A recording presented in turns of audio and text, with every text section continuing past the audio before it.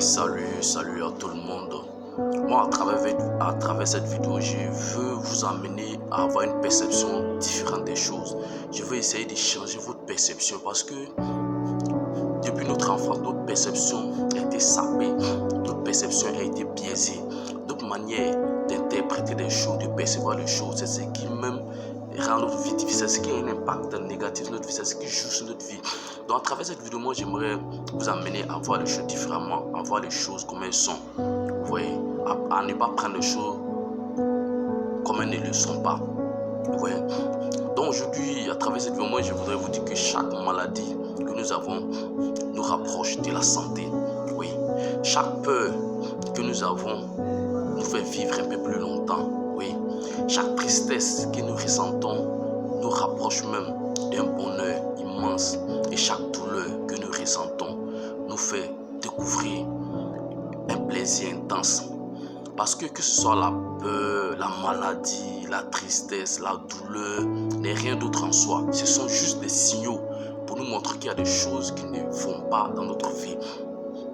La douleur, c'est un signal que le corps t'envoie pour te dire d'abandonner ce que tu fais, ou bien de quitter là où tu es, ou bien d'arrêter de faire ce que tu fais et de faire autre chose, parce que ce que tu fais, ça ne te procure pas le plaisir, parce que tout ce que nous cherchons sur cette terre, c'est le plaisir.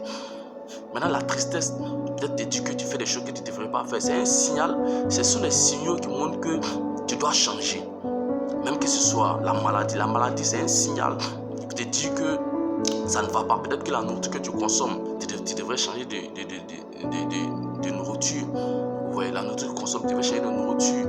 Vous voyez, ou bien il y a quelque chose qui ne va pas dans ton. Ça attire ton attention sur ce que tu dois changer. Ça te dit que tu dois te soigner.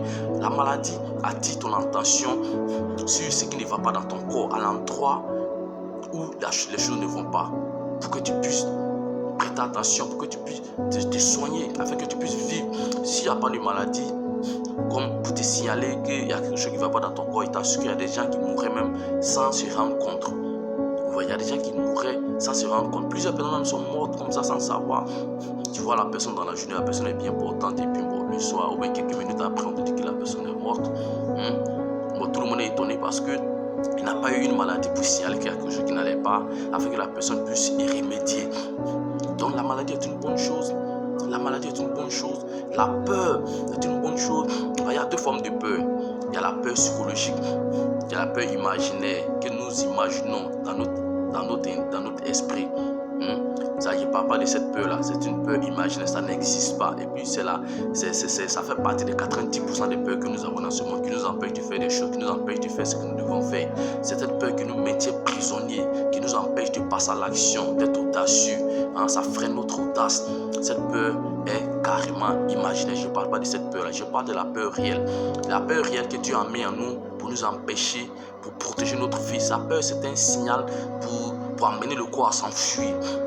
Quand tu as peur, tu te remarques, quand tu as peur, ton cœur bat vite. Le cœur pompe le sang, l'adrénaline monte, et puis tu vois que tes membres sont renforcés, et puis ça bloque les autres activités du corps afin que tu puisses t'enfuir ou te défendre. La peur, c'est un mécanisme de défense, et puis c'est un mécanisme de fuite qui te protège. Vous voyez?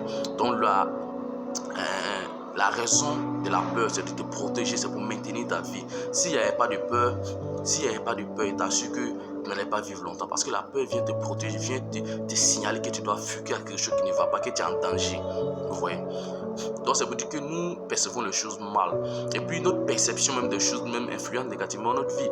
Du moment où tu as une certaine perception de la maladie, et tu assures que c'est ta perception qui t'engloutit, parce que ce que tu crois que tu es là, tu le seras. Si tu vois la maladie comme une mauvaise chose, c'est ça. Cette perception que tu as aura un impact négatif sur ta vie. Vous voyez?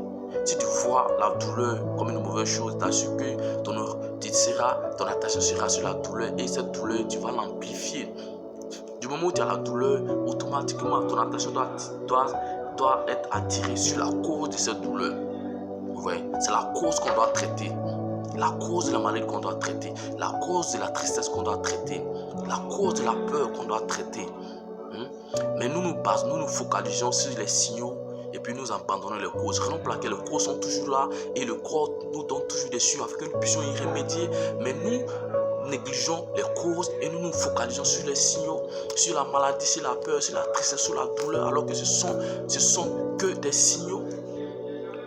Donc moi j'aimerais attirer votre attention, j'aimerais un peu que nous changeons de mentalité, nous changeons de perception, vous voyez.